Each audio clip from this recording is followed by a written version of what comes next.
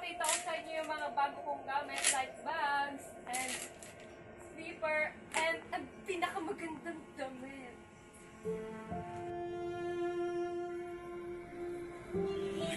Ano kaya yung susunod ko i-upload sa vlog ko?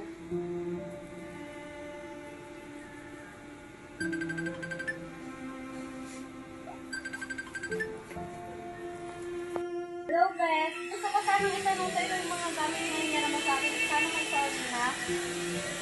Okay, Bes. I-sorry ko na lang bukas.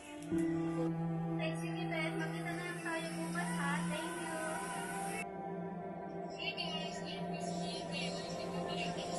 Bes, di ba kaibigan mo tong vlogger na to? Di ba bag mo yan? Ay, oo nga, no.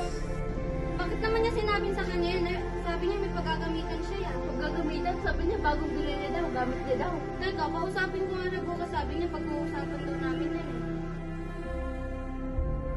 May nakita ko sa vlog mo na ginamit mo yung gamit ko, ah. Bakit galit ka pala next ko yung gamit mo, ah? Parang hindi tayo magkaibigan, ah. Bawat mo, ah.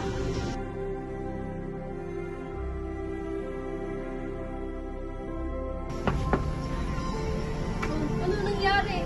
Nagalit siya sa akin, pinagsasalitaan pa ako na masasakit. Kapal naman ang mukha niya.